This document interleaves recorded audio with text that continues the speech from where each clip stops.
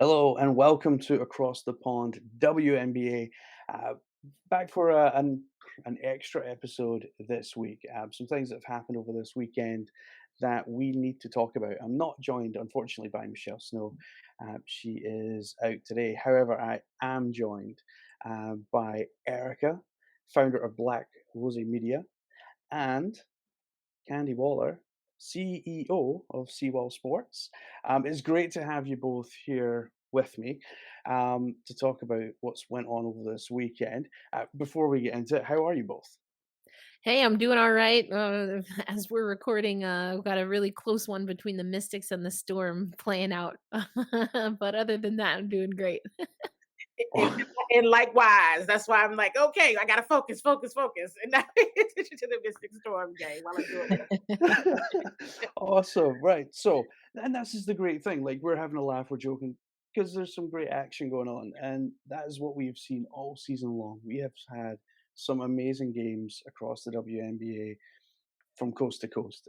Some of the games have been so competitive, which is great to see, and it's a great advert for the WNBA.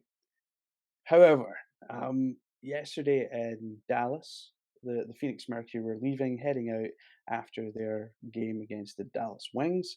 They were heading back to Phoenix, and as everyone knows, there are no chartered flights.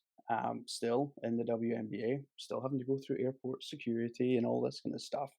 And as people, we we know what it's like to go through airports. You know, it's busy places. There's a lot going on. Um, One thing that has to be pointed out is that I will not be mentioning any names or any said video links or anything like that as to what went on, because I think by this point anyone listening to our show will know roughly what has went on.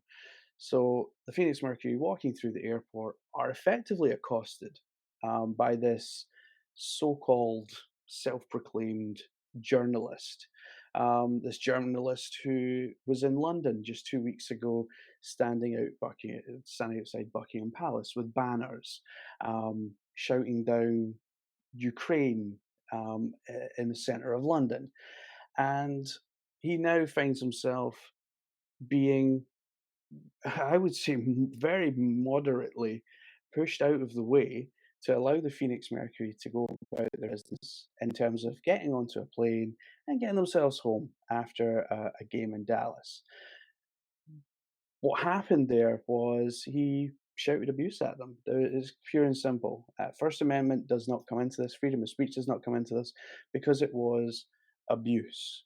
When you're asking someone a question or shouting a question at them, um, did you sleep with Vladimir Putin when you were in Russia? That is not a journalistic question, and no journalist worth their salt is ever going to ask a stupid, meaningless question like that. Now, when we talk about airports, Erica, like brought this up with Kathy before the season started, and everyone knew it. Everyone had this in the back of their mind that this particular issue could become a reality at some point during the season.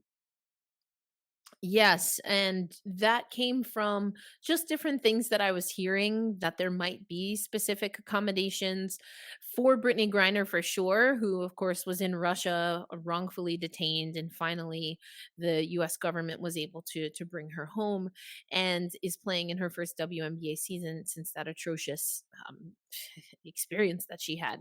So um I asked Kathy Engelbert. I was at the 2023 WNBA draft, and I asked her, given the unique circumstances, what precautions will be taken for Brittney Griner and, by extension, the Phoenix Mercury? Because again, I had just been hearing that that might be something that was a part of the discussion at the time. Kathy Engelbert said that there are conversations, that there will be things in place, that she was not going to share those things because it would be confidential, and that's where it was left until the incident that happened on Saturday morning as the Phoenix Mercury were headed back to Phoenix after playing the Dallas Wings.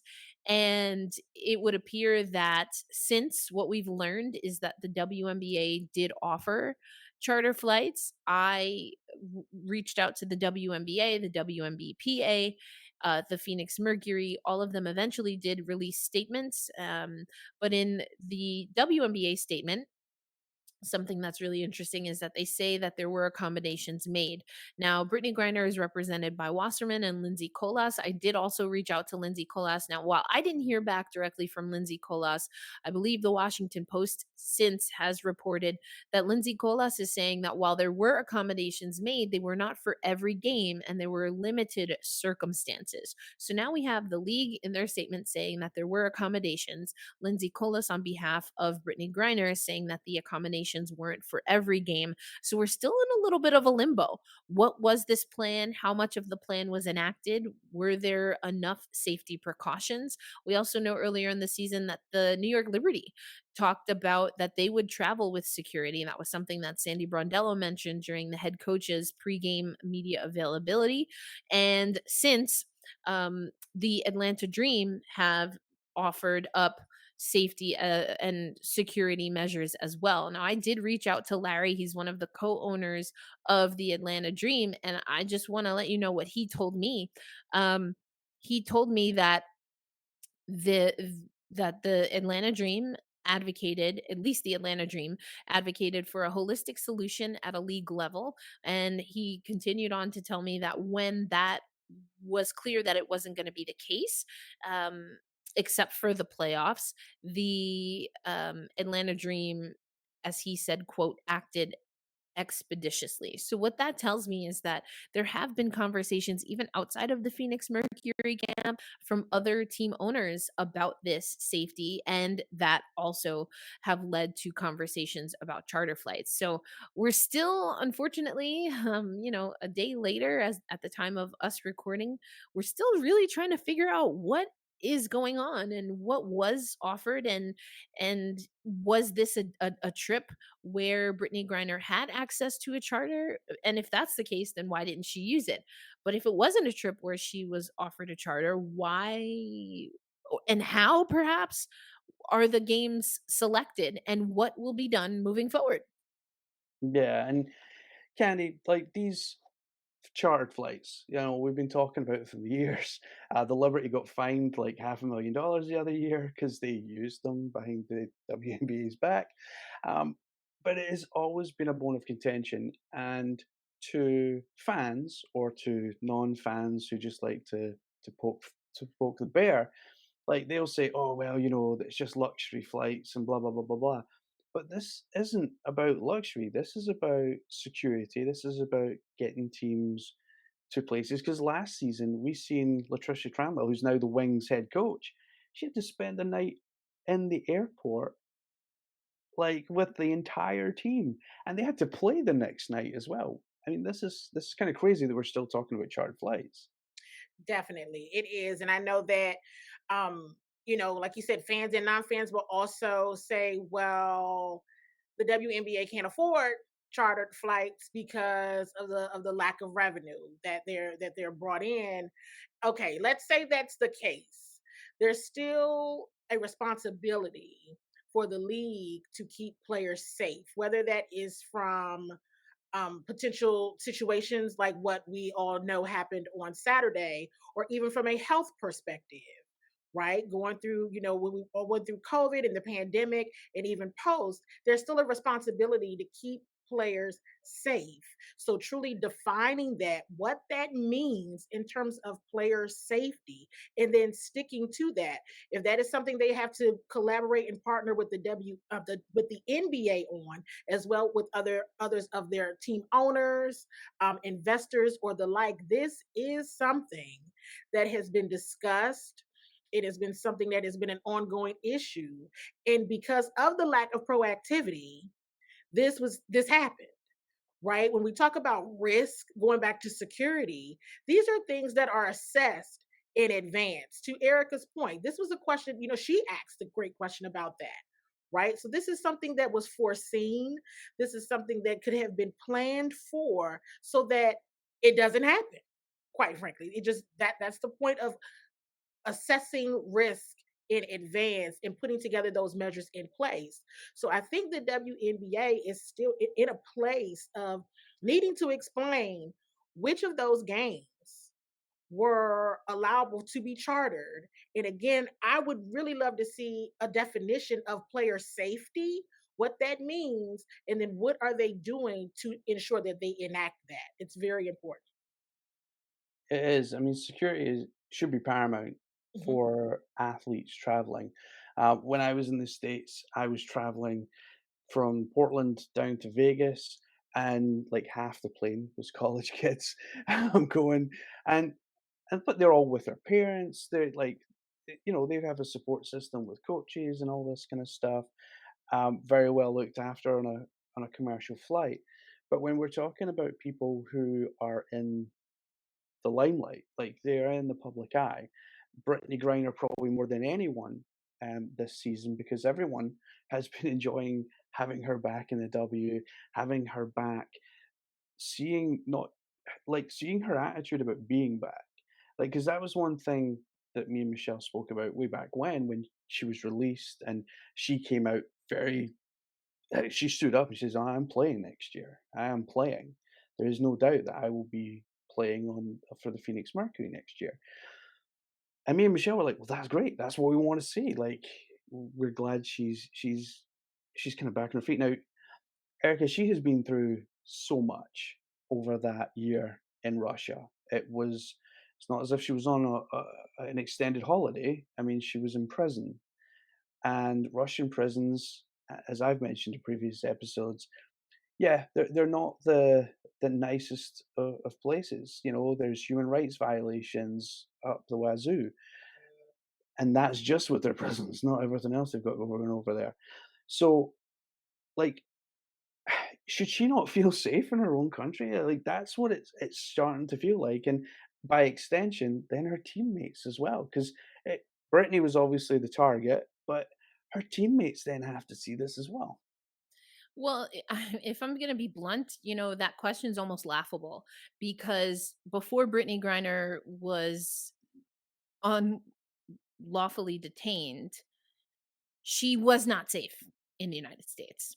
She is black, she is queer, and she is almost 7 feet tall. So there are so many disgusting things that just by her mere existence, we are talking during Pride Month here in the United States. We are talking in during the WNBA season. So the vitriol is nothing new. And that also, in my opinion, should be called into question because we know how the United States acts. Um, and that's just one country. I'm in the United States. I've lived in the United States my entire life. And we know that anti-blackness, anti-queerness exists all over the world. And so I just want to make that clear. This is not new. It's heightened because of what happened to Brittany Griner. But Brittany Griner has experienced this from people, mind you, who were responsible for her development as a basketball player and arguably as a person when it comes to her experiences in Baylor. So, again, I think you have to know the landscape. So if there were particular cities, and again, who decides this? At the time that we live in the United States right now, I'm very curious to know how decision makers could not look at the political landscape and think that maybe Dallas, Texas, the state of Texas, might be a place where they would want extra security for someone, again, who is black, who is queer, and who is now all over the news feed because of what happened in Russia, given the political climate. I don't know how anyone thought that Dallas, Texas should not be on a list. If indeed, again, there were selective cities chosen. So I hear your question and I appreciate the question, but it cannot exist in a vacuum because even if, because again, for me, there's an added thing here. If everything that we hear WNBA players talking about, if we hear them, if we listen to them and we take to heart what they're saying, then at minimum, security should be a part of the WNBA, and it shouldn't necessarily be something that now owners are having to do individually. Or if you put that on the owners and if that is on their tab, then you should mandate that every team has that, because again, the United States has a pretty proven track record when it comes to how we treat black women, how we treat queer women, and how we treat the WNBA. Yeah, no, and to add a layer to that, all of the things Erica just said, and then add on the layer of things like just fandom of fans who want to be fanatics and want to feel a certain type of way if you beat their favorite team. You add on the layer of sports betting, where fans don't mind saying you lost me X amount of dollars, and you know shouting out all sorts of obscenities to players. I mean, this is a problem. This is a problem, and it's a known problem, right? And then I said I was going to always share this story because it's important. Right before the WNBA, WNBA draft, I saw comments online, and one person, one man, it was a man. He says, I hope they're teaching them how to make sandwiches in training camp. It is 2023, and comments like this are still being made about women's sports, right? And the lack of respect for the athlete overall. There's no difference in training.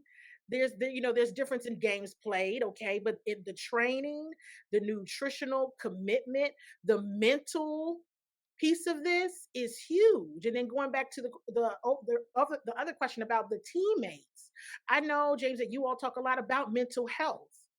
What is being done to act quickly to ensure the women and the staff and their family and loved ones that support them are equipped to handle these things? It can be considered a traumatic event, yet they are still expected to go out and perform at the highest level to win games for their organization. So it's a cycle of exactly what you all said. Security, it's got to be a piece of it. Whoever owns the security clause, safety definition, whoever owns it, okay, own it, but then mandate it and ensure you have it covered from beginning to end. That means you're proactive about the event in case it happens. You already are proactive about it, and you already have the mechanisms in place to support these women along the way. It's so much that can be tied into the woman's experience in sports, right? But this here specifically about the topic that we're sharing and what we're specifically talking about in terms of security and what happened with Brittney Griner, this was something that people knew, to Erica's point, was going to happen. She was going to be targeted because she already is targeted, right? So then this happens, and now it's like, what do we do? And I would also like to say, who needs to be held accountable for it happening? Accountability measures need to be put in place so that when these things happen, someone is accountable and has to say, we didn't do the right thing. And I think that's probably what we need to see over the next couple of days. Now, the WNBA in their statement said that they were obviously gathering more information.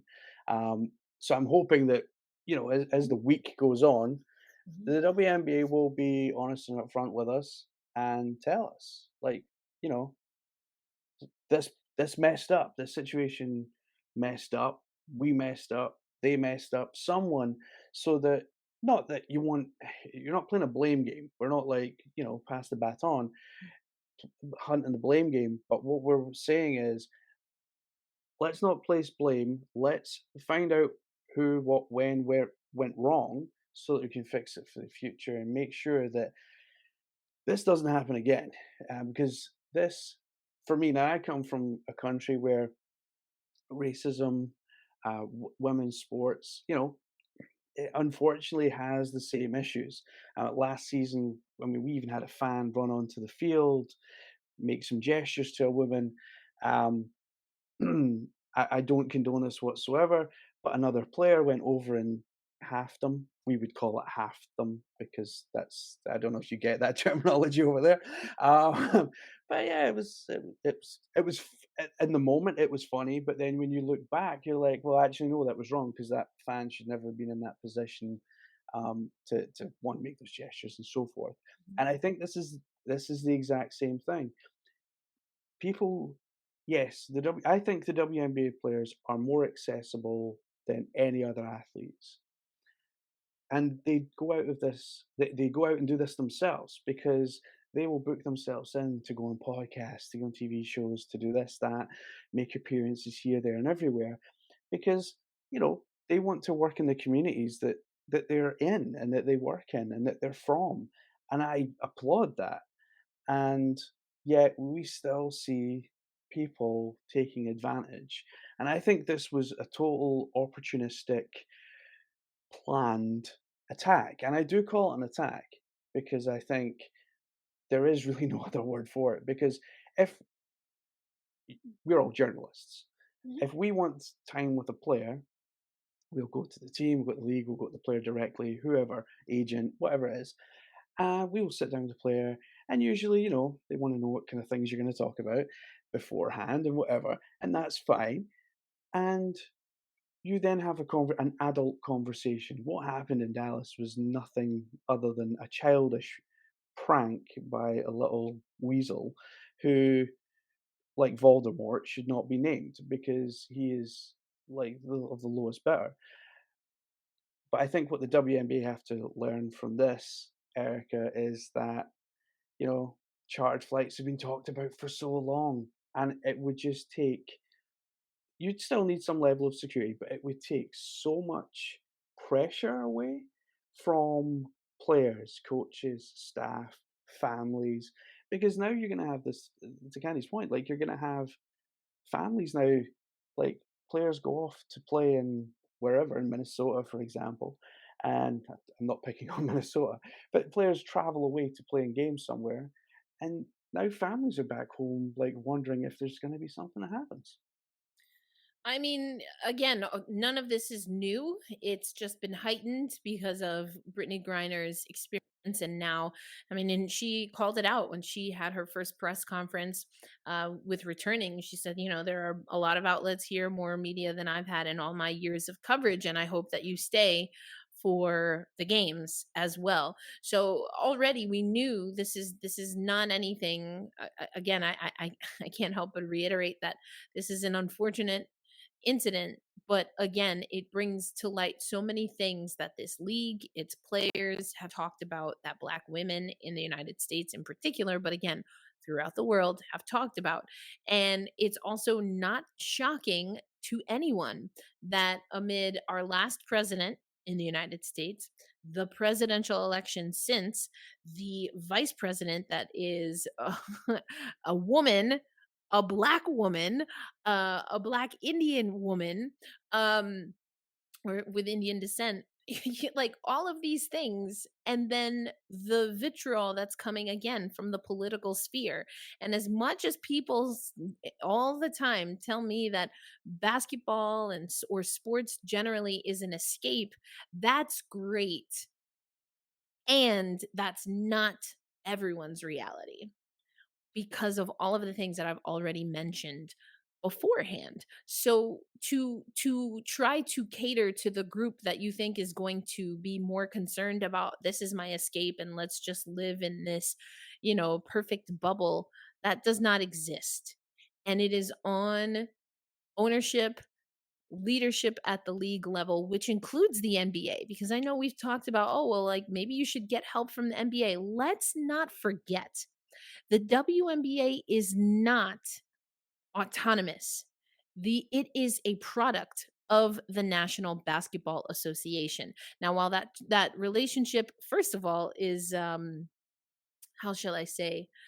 I think we can all agree that it's ambiguous at this point, and we have seen it changing, including that Kathy Engelbert is the first ever commissioner of the WNBA.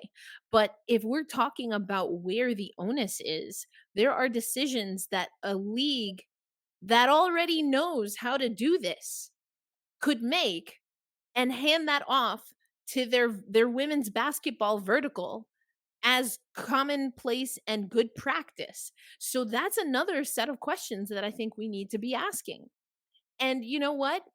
The thing about business is, good businesses know when you have to invest in something that will make your product good Mhm. and make your company safe. Businesses do that all of the time.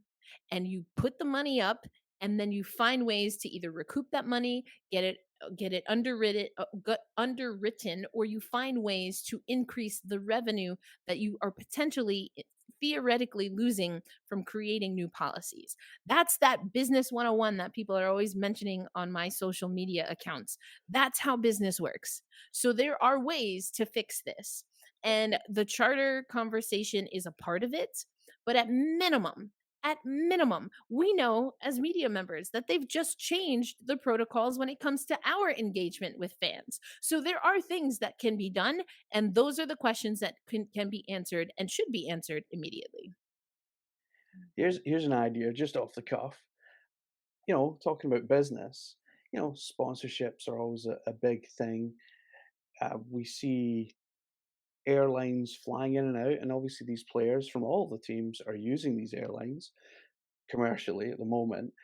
Like, what if the WNBA just said, we're going to put out a package where we want airlines to bid for our business? And you went out there and you had airlines, like, I think they'd be fighting over each other to get the business because they want to be seen as being, yeah, we're flying the WNBA to all their games. Like, that would be a big marketing coup, I think, because I think, Candy, like, if you've seen, I don't know, I'm picking one out there, the American Airlines came out and said, yeah, we're flying the WNBA season. We are the official airline.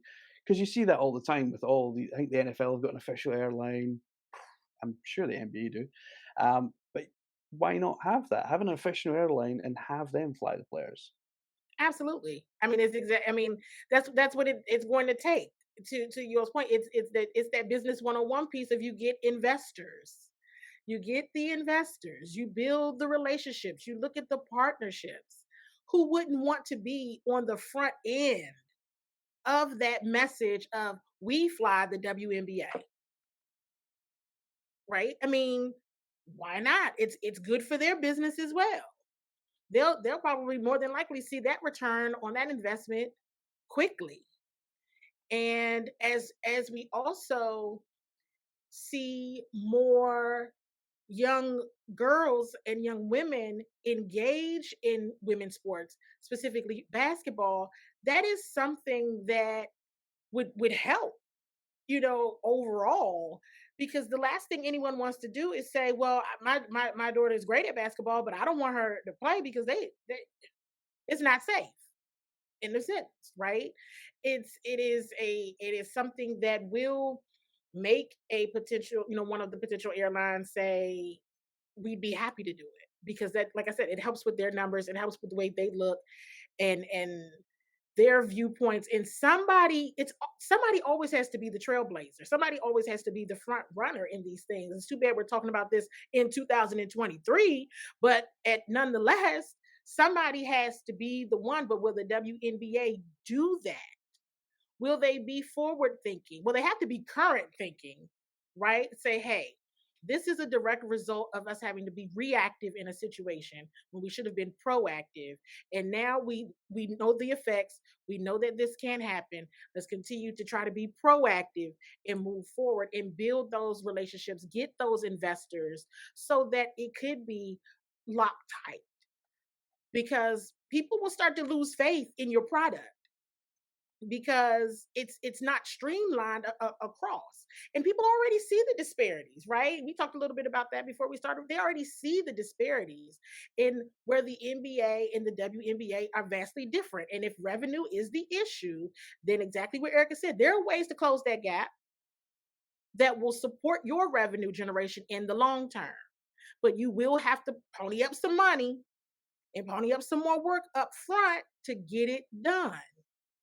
The WNBA just did a capital raise. Right. So they know the business 101. They know sometimes what it takes. And what are they doing? They're asking investors to put money in. And Mhm. Kathy Engelbert has been very clear what her priorities are. And we have seen better fan experience. I think Right. everything from the graphics package to the options available have been so much better.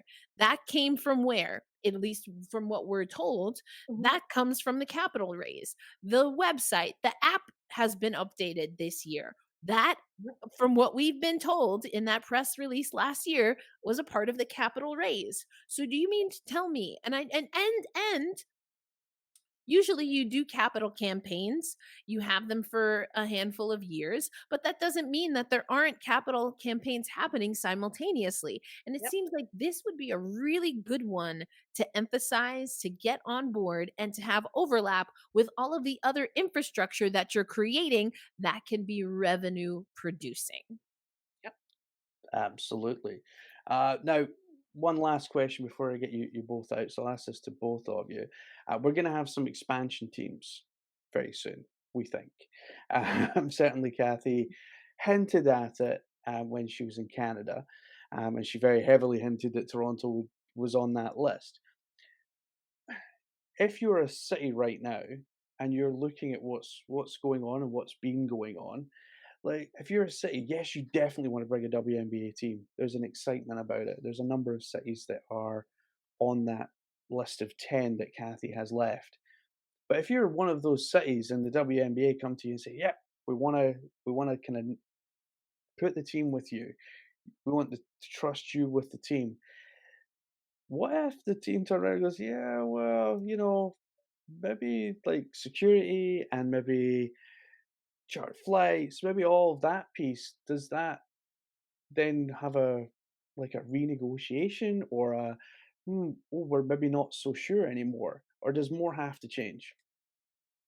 I don't know that we know enough about these bids to know. I can tell you if I were leading it, the first thing that I would do, if I'm Oakland or Toronto, who seem to be the most vocal and active campaigns that we know about, I'm going to, I'm going to Canada Air. I'm talking to the local airports. We know that people with celebrity, including teams, they often are able to negotiate that they have special entrances and exits, where their bus can be located once they are again entering and exiting any given airport.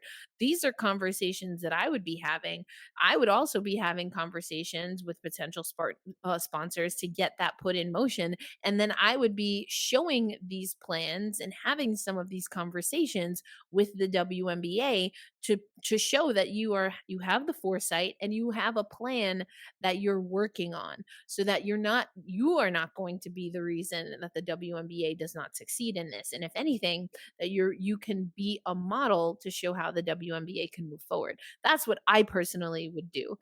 So does it impact what that looks like? Maybe, if there are investors that for some reason are desperate to have a WNBA team but are not desperate to keep the players that will play for that team safe. I suppose if those two things can coexist, then yeah, it would be a problem.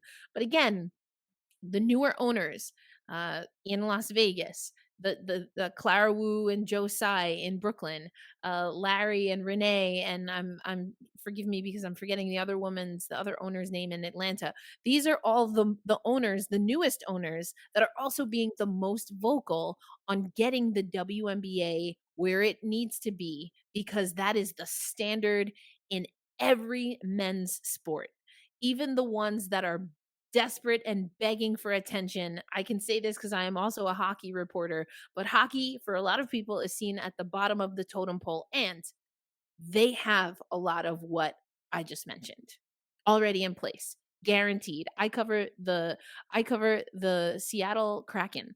They've been around for 2 seasons and they have a partnership, Alaska Air. They have the particular location where they arrive and they depart when they fly out of Seattle. So this is not something that's foreign to sports. So it makes you think, if sports is the common denominator, the only difference is women. Mhm. Yeah, I mean, it's exactly what Erica said. I would, if I'm one of these new cities, potential cities, in a potential owner in those cities, I'm looking at the standard in sports. I'm looking at the sports standard, and then I'm potentially even going to attempt to level up from the sports standard to ensure we are a model organization for sports, not just the WNBA.